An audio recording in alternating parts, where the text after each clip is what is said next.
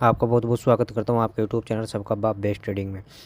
दोस्तों, हमारा टेलीग्राम भाई बिल्कुल फ्री है, उसमें हम अब ट्रेड दिया करेंगे क्योंकि सेबी का जो मामला था वो हमारा भी क्लियर हो गया भाई। सेबी की वजह से हम ट्रेड नहीं दे रहे थे, तो आप बेचिंत रहें, हम ट्रेड ज़रूर देंगे, ठीक है। अब बात ये है भाई, हमने बोला था, क्या बोला था कि ये रजिस्टेंस यहाँ नेगेटिव कैंडल मिलते हैं, हम नीचे आएंगे पुट साइड, ठीक है। और गैप अप भी बोला था कि गैप अप लगा, गैप अप लगा, हमारा अच्छा गैप अप लगा। और ये बात बोली थी कि अगर गैप अप लगने के बाद ऊपर निकलना शुरू कर दिया तो हम कल के हाई तक जाएंगे। मार्किंग भी लगा दी थी मैंने यहाँ तक ही, यानी कि 24,350 तक ही मैंने बोला था। वहीं तक ही भाई निफ्टी ने काम करके हम नीचे आए और फिर हमारी 1:3 वाली स्ट्रेटजी लगी और भयंकर प्रॉफिट दिया, है ना। क्यों? क्योंकि ये महीने में भाई सिर्फ हमें 12 ट्रेड ही देती है और 12 में से कम 10 ट्रेड हमारे सक्सेस होते हैं, 10 ट्रेड। इसलिए भाई मैं हर एक स्टूडेंट को ये बात बोलता हूँ कि किसी भी स्ट्रेटजी पे काम ना करो, एक 1:3 वाली स्ट्रेटजी पर काम करो लो कि 10 ट्रेड आपको मिलेंगे, जो 12 ट्रेड मिलेंगे आपको, 10 ट्रेड आपके सक्सेस होंगे, 2 ट्रेड आपके फेल हो जाएंगे। अगर आपको 10 ट्रेड मिली तो 8 ट्रेड आपको सक्सेस हो जाएंगे, 2 ट्रेड आपके फेल हो जाएंगे। तो अपने अगर 5,000 रुपये भी प्रति ट्रेड पर प्रॉफिट किया, तो अगर 10 ट्रेड आपको मिली तो 8 आपकी सक्सेस हो गई। और कितने, एक ट्रेड में कितने मिले? 5,000, तो 8 पंजे 40, 40,000 रुपये, 40,000 रुपये आपने पर महीने में प्रॉफिट किया, ठीक है। और जो 2 ट्रेड हमारी फेल हुई थी उनमें भी 5-5 हज़ार रुपये हमने लॉस किया, तो 10,000 रुपये लॉस हो गए 40,000 में से। तो हमारा प्रॉफिट बचा कितना भाई? कितना बचा?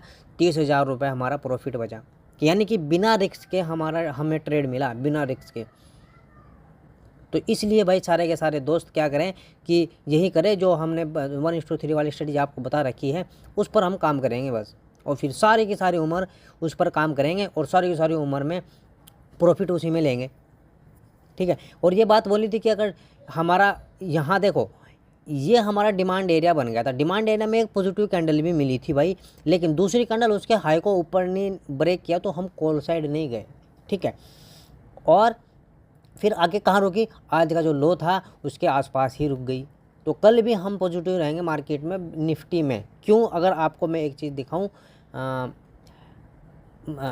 यूएसए की मार्केट फ़िलहाल बहुत अच्छी चल रही है, 500 पॉइंट चल रही है, ये देख लो, ठीक है। 12 बजे तक क्या इसमें डिस्कस होता है, क्या ये बात बताती है क्या इसमें हुआ, वो उसके बारे में बाद में बात करेंगे। लेकिन फिलहाल हमें करना क्या है? देखो, अगर मैं डाटा की बात करूँ, एफआई और डीआई की डाटा, एफआई के डाटा नेगेटिव है, डीआई का डाटा हमारा पॉजिटिव है, तो यानी कि कल भी दोनों तरफ मोमेंटम आएगा।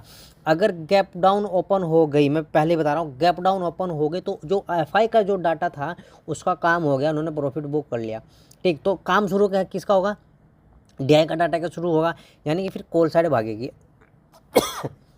लेकिन अगर आपको गैप अप लगा तो फिर डीआई का डाटा का काम पूरा होगा, फिर एफआई का डाटा का काम करेगा। लेकिन अगर फ्लैट ओपन हुआ तो हमें करना क्या है भाई? फ्लैट ओपन होगी तो ऊपर अगर निकलना शुरू कर दिया, देखो ध्यान से सुना, ऊपर निकलना शुरू कर दिया, आज की क्लोजिंग और कल की क्लोजिंग दोनों इंपॉर्टेंट है। कल की क्लोजिंग और आज की क्लोजिंग जब ऊपर निकल जाएगी तो हम कॉल साइड जाएंगे। अगर मैं बात करूँ 24,070 के आसपास की है, पूरा ही बता देता हूँ आपको, 24,066 का है। 24,066 से ऊपर जब निफ्टी निकलेगी तो हम कॉल साइड जाएंगे, कॉल साइड जाएंगे अपनी 50 दिन की मूविंग एवरेज तक, ठीक है भाई। इस 50 दिन की मूविंग एवरेज पर आपको अगर नेगेटिव कैंडल मिलती है तो दूसरी कैंडल जब उसको लो ब्रेक करेगी तो हम फिर क्लोजिंग तक आएंगे। ये स्थिति आपको गैप अप में भी मिल सकती है। अगर गैप अप ही 50 दिन की मूविंग एवरेज पर लग गया, नेगेटिव कैंडल मिली, तो फिर भी हम क्लोजिंग तक आएंगे। लेकिन 50 दिन की मूविंग एवरेज, गैप अप लगा, 50 दिन की मूविंग एवरेज ब्रेक हो गई ऊपर की और नेगेटिव नहीं कैंडल, पॉजिटिव कैंडल मिली, तो भाई ध्यान रखना मेरी बात का, ये मार्किंग जो कि तू है अभी, ठीक है। इस मार्किंग से ऊपर अगर आपको निफ्टी निकलती हुई आपको नज़र आ गई, देखो ये निकल ली थी लेकिन क्लोजिंग नहीं दी, निकली तो थी, क्लोजिंग नहीं दी। अगर यहाँ क्लोजिंग हो गई और दूसरी कैंडल उसके ऊपर निकलना शुरू कर दिया तो भाई फिर हमें 200 दिन की मूविंग एवरेज का टारगेट पहला ही मिलेगा, जो 24,533, और सेकंड टारगेट हमारा रहेगा 24,700 और 725 के आसपास।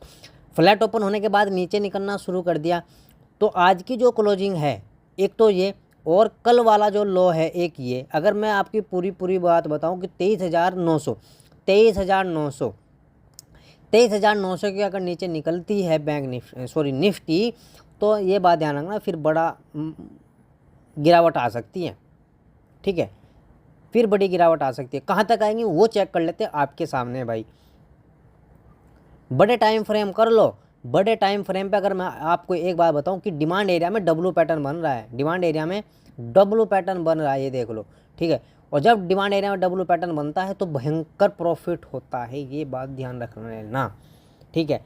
कल निफ्टी दोबारा से जाएगी फिर 24,350 तक, अगर कल की क्लोजिंग से ऊपर निकल गई, आज की क्लोजिंग से ऊपर निकल गई निफ्टी, ठीक है भाई। अब हम कल अगर नीचे निकलना शुरू किया निफ्टी ने तो हमें जाना कहाँ तक है वो हम चेक कर रहे हैं। सिर्फ हमें एक डिमांड एरिया देखना है, डिमांड एरिया देखते ही हमें उसको मार्किंग लगा के हमें उसमें काम करना है, बस सीधी सी बात है भाई, है ना।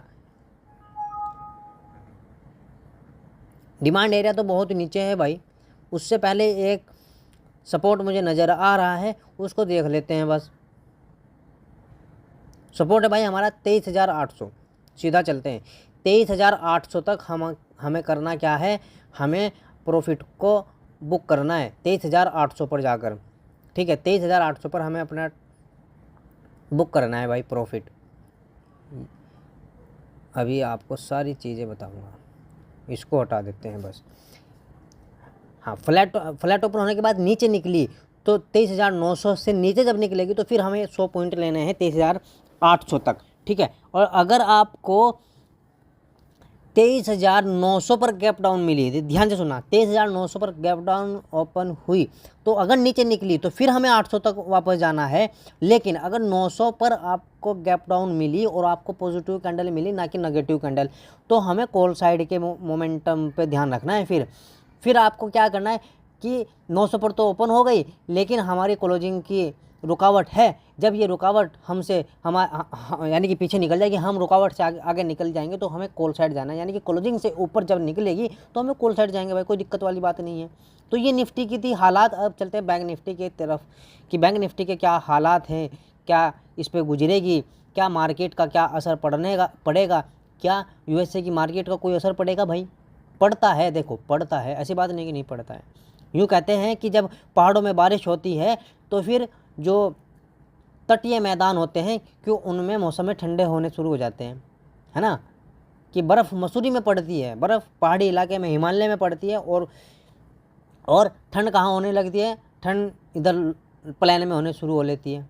तो माहौल का असर ज़रूर पड़ता है, माहौल क्या बता रहा है वो मार्केट का, उसका ज़रूर असर पड़ेगा। अगर भाई फ्लैट ओपन हो, फ्लैट ओपन होने के बाद ऊपर निकलना शुरू कर दे बैंक निफ्टी तो हम कॉल साइड ज़रूर जाएंगे। बस क्लोजिंग वाली जो कैंडल है उससे ऊपर एक कैंडल क्लोज हो जाए, जब उससे ऊपर एक कैंडल क्लोज हो जाएगी दूसरी कैंडल उसके ऊपर निकल जाएगी तो सीधा सीधा हम 50 दिन की मूविंग एवरेज पर जाएंगे। मैं इसलिए 50 दिन की मूविंग एवरेज को बता रहा हूँ क्योंकि 50 दिन की मूविंग एवरेज नीचे आ जाएगी और नीचे आएगी तो ये हमारा सेलिंग एरिया है, ठीक है। मैं सेलिंग एरिया पे एक रेजिस्टेंस लगा रहा हूँ और 50 दिन की मूविंग एवरेज भी आपको यही मिलेगी। यहीं तक हमें टारगेट को बुक करना है जो 50,240 के आसपास का बन रहा है भाई, नहीं 50,226 का है फिलहाल।